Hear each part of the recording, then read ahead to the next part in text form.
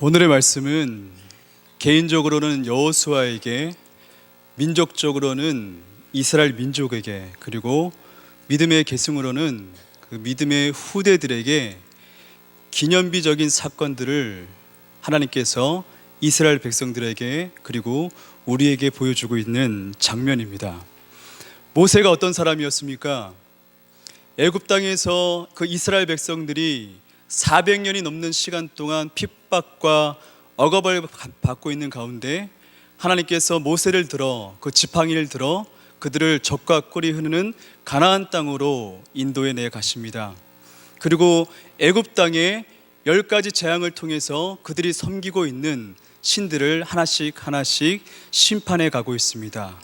그리고 건널 수 없었던 그 홍해를 마른 땅과 같이 건널 수 있도록 모세는 하나님께 큰 쓰임을 받은 선지자였습니다. 모세는 그 모세를 넘어 눈에 보이는 하나님이었고 그 율법 그 자체였습니다. 그런 모세가 이스라엘 백성들을 가나안 땅까지 안전하게 데려다 줄 거라 이스라엘 백성들은 믿었습니다. 그런데 어떻게 된 영문인지 모세가 가나안 땅을 앞에 두고 죽게 되었습니다. 이스라엘 백성들은 혼란이 찾아왔습니다. 그 가운데 하나님께서 그의 수종자 여호수아를 모세의 뒤를 이은 하나님의 선지자로 세웁니다. 그러면서 1장 5절의 말씀에 보면 내 평생에 너를 능히 당할 자가 없을 것이며 내가 너를 떠나지도 않고 버리지도 않고 내가 너와 함께 하겠다고 하나님께서 여호수아와 언약을 맺습니다. 여기까지는 좋습니다. 하지만 중요한 것은 하나님과 여호수아는 언약을 맺었는데 믿었는데 중요한 것은 이스라엘 백성입니다. 그 위대한 모세를 뒤를 이어 정말 젖과 꿀이 흐르는 가나안 땅을 이끌 그 사람이 여호수아가 정말 합당한 사람일까? 모세는 눈에 보이는 하나님이었고 율법 그 자체였는데 여호수아가 과연 그런 일들을 감당할 수 있을 것인가? 그들은 염려하고 있었습니다. 그러던 가운데 하나님께서 여호수아와 이스라엘 백성들에게 오늘의 말씀, 오늘의 사건을 통해서 기념비적인 사건들을 그들에게, 우리 모두에게 보여주고 있습니다.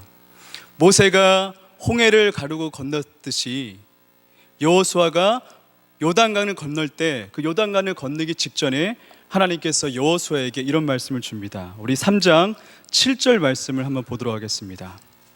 3장 7절 말씀에 보면 여호와께서 여호수아에게 이르시되 내가 오늘부터 시작하여 너를 온 이스라엘 목전에서 크게 하여 내가 모세와 함께 있었던 것 같이 너와 함께 있을 것을 그들에게 알게 하리라.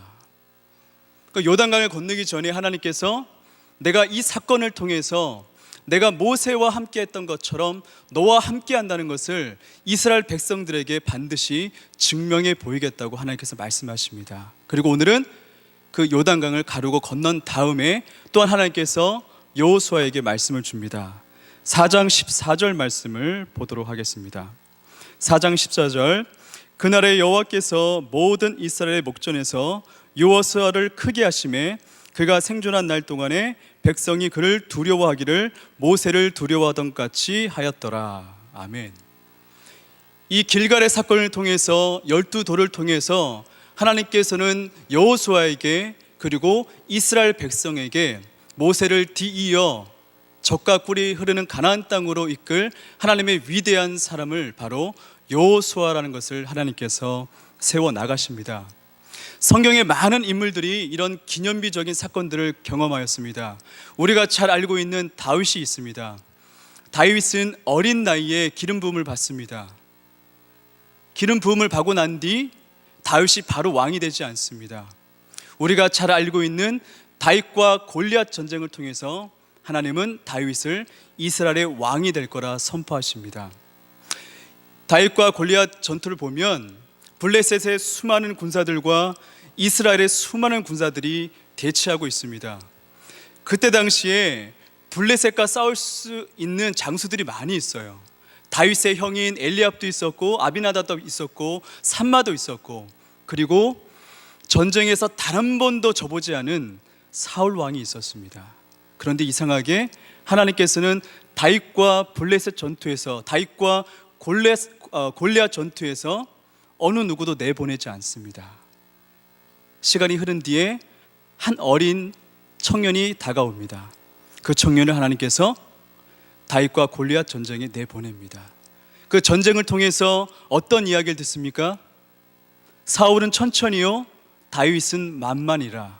그 다음부터 다윗은 그 사건을 통해서 이스라엘의 왕이 되어져 간다는 것을 하나님께서 블레셋 사람들과 이스라엘의 수많은 백성들 앞에 선포하는 기념식과 같은 그런 자리가 되었습니다. 우리 성도님들은 이런 경험들 다 있으시죠? 하나님을 정말 인격적으로 만났던 그 기억, 또 그 기억들을 후대들한테 전해주고 싶은 아름다운 추억들 다 있을 것입니다. 저 또한 개인적으로 그런 추억을 안고 있습니다. 제가 처음 왔을 때 잠깐 얘기했듯이 저는 청년 시절에 사회생활을 하다가 교회에서 가스펠이라는 뮤지컬을 하고 그때 예수님을 만났습니다. 내 형제 중 가장 보잘것없는 형제에게 해준 것이 곧 나에게 해준 것이라는 그 말씀을 사모하며 신학의 길을 걸었습니다. 그래서 수많은 사람들이 왜 늦은 나이에 그렇게 신학을 하십니까? 물어봤을 때 저는 다른 얘기하지 않습니다. 청년 시절에 했던 이 뮤지컬 이야기를 합니다. 그리고 신대원에 들어갔는데 신대원 면접을 보는데 면접관이 또 물어봐요. 그럼 어김없이 저는 또 이 이야기를 합니다. 그리고 교회 이력서 쓸 때마다 이 이야기를 항상 적어 놓습니다. 이 마포교회 올 때도 그 이력서에 저는 다른 이야기가 있는 것이 아니라 뮤지컬을 하면서 만난 그 예수님, 그 기념비적인 사건이 제 안에 있다고 저는 그 이력서에 써서 교회에 제출을 하였습니다. 이렇게 하나님과 함께 좋은 추억, 기념비적인 사건, 길갈에 세웠던 그 12돌이 영원한 기념이 되어야 되는데 안타깝게도 세월이 지나면서 이 길갈은 심판의 장소가 되었습니다. 성경에 보면, 호사야에서 보면 어떤 말씀이 있냐면 하나님께서 그 길갈을 심판하시겠다고 하십니다. 그곳이 우상숭배지가 되었다는 거예요. 여호수아가 죽기 직전에 이스라엘 백성들을 다 모아놓고 이런 이야기를 합니다. 너희가 하나님 믿는 게 좋지 않거든 저 이방 땅에 있는, 저 강 건너 땅에 있는 아모리 신을 믿든지 너희가 원하는 신들을 아무나 따르고 믿어라, 이렇게 이야기합니다. 그러자 이스라엘 백성들은 저희는 하나님을 떠나지 않겠습니다, 이렇게 다짐을 합니다. 하지만 사사기 넘어가면 여호수아가 죽고 난 뒤 이스라엘 백성들은 바로 바알을 숭상하며 이방인들을 섬기며 살아가고 있습니다. 삼손 시대에 가보면 얼마나 더 어려운 시대가 되었냐면 블레셋 사람들이 그 이스라엘 백성들을 통치하고 있었어요. 근데 이스라엘 백성들이 하나님께 부르짖고 있지 않아요. 삼손은 혼자서 블레셋 사람들과 싸우고 있는데 블레셋 사람들이 잡아가는 것이 아니라 이스라엘 백성들이 삼손을 잡아가지고서 블레셋에 넘기려고 해요. 블레셋 사람들이 우리를 통치하고 있는데 너 혼자 왜 그러고 있느냐, 그 지경까지 넘어가게 됩니다. 우리가 영원히 기념해야 될 그 길갈, 하나님과 아름다운 이 추억들이 호세아서나 후대에 가면 심판의 자리로 넘어가는 것을 우리가 볼 수가 있습니다. 아모스에 가면 베델로 가지 말고 길갈로도 가지 말라고 합니다. 베델은 어떤 곳입니까? 그 외로운 도망자 그 야곱이 그 도망갔을 때 그곳까지 함께 하신 하나님을 만난 장소입니다. 그 하나님께서 야곱에게 말씀하시죠. 내 뜻을 다 이루기까지 내가 너를 버리지 않겠노라고. 그러자 야곱이 뭐라고 소원합니까? 하나님께서 나를 영원히 지켜주신다면 내가 이곳에 다시 돌아와 하나님께 11조를 드리겠다 소원한 장소입니다. 그런 베델이 우상숭배의 지가 되어버렸어요. 여로보암 시대 때 거기다가 우상숭배를 할 수 있도록 그 우상을 세우는 장소가 되어버렸단 말입니다. 우리의 신앙이 날로 날로 갱신되어져 가야 되는데 한때의 신앙, 한때 하나님 만났던 그 신앙이 우리의 구원을 보장하지 못한다는 것입니다. 빌립보서에 보면 사도 바울이 이런 말을 하죠. 사도 바울이 어떤 사람이었습니까? 예수 그리스도를 위해서 얼마 많이 고난받고 핍박받고 태장 맞으며 정말 해산의 수고를 하는 그 고통을 치러가며 하나님의 백성들을 믿음의 자리로 이끌기 위해서 사도 바울은 참으로 많은 고통과 역경과 아픔을, 그런 시간들을 보냈습니다. 그런 사도 바울이 이스라엘 백성들을 향해서 나를 본받으라 이렇게 이야기합니다. 여기서 나를 본받으라는 것은 내가 이스라엘 백성들을 위해서, 너희들을 위해서 핍박받고 고난받은 것을 본받으라는 것이 아니라, 내가 아직 이룬 것도 아니고 얻었다함도 아니고 하나님께서 내게 주시는 그 상급을 위해서 내가 지금까지 했던 그 수고 모든 것들을 다 뒤로 하고 저 표대를 향해 달려나가고 있는 그 부르심의 상급을 위해 지금도 달려가고 있는 그 마라톤의 42.195를 아직 마치지 못한, 여전히 뛰고 있는 나를 본받으라는 거예요. 그러면서 사도 바울이 디모데 후서에 가면 이런 이야기를 합니다. 나는 믿음의 경주를 잘 마쳤다. 이후로는 나를 위하여 의의 면류관이 준비되어 있을 것이라 사도 바울은 우리에게 이야기하고 있습니다. 이스라엘 백성들이 절기를 지키는 것은 우리가 지키는 그런 기념적인 생활과는 조금 다릅니다. 우리는 발렌타인데이가 되고 결혼 기념일이 되면 뭐 좋은 곳에 가서, 호텔에 가서 또 아이들과 좋은 피자를 먹지만 이스라엘 백성들이 지켰던 기념일은 그렇지 않습니다. 6월절이 되면 그들은 쓴나물을 먹어야 되고 무교병을 먹어야 되고 급하게 먹어야 됐고, 그리고 장막절이 되면 정말 그 호텔에 있는 곳이 아니라 집 안에서 나와서 정말 텐트를 치고 예전에 정말 하나님께서 인도하셨던 그 자리로 되돌아가는 삶을 살았습니다. 그런 시간들을 통해서 하나님께서 우리를 이끌어 주셨다는 것을 다시 믿고 다시 새 힘을 얻으며 하나님의 사람들로 살아가게 되었습니다. 또한 우리와 함께하지 않고 하나님과 함께하지 않은 기념비적인 것들은 하나님께서 인정하지 않습니다. 그 예로 우리 사울 왕이 아멜렉 전투에서 승리하자 전쟁에서 단 한 번도 져보지 않은 그 사울 왕이 갈멜에다가 기념비를 세웁니다. 그때 하나님은 그 사울 왕을 보며 칭찬한 것이 아니라 그 사울 왕을 버리십니다. 두 사람이 사막을 횡단했다고 합니다. 사막을 횡단하다 보니까 너무나 갈증이 났어요. 갈증이 나가서 그거 죽을 것 같았는데 저 멀만치에서 오아시스를 발견하게 되었습니다. 너무나도 작은, 그 눈에 잘 띄지 않는 조그만 오아시스를 발견해서 그들이 생명을 유지할 수 있었다고 합니다. 그래서 그들이 너무 기뻐서 거기에다가 우리가 이 오아시스를 발견했다고 기념비를 딱 세우고 거기다가 자기들의 이름들을 세웠다고 합니다. 그리고 한 수십 년이 지난 다음에 그것을 다시 찾았다고 합니다.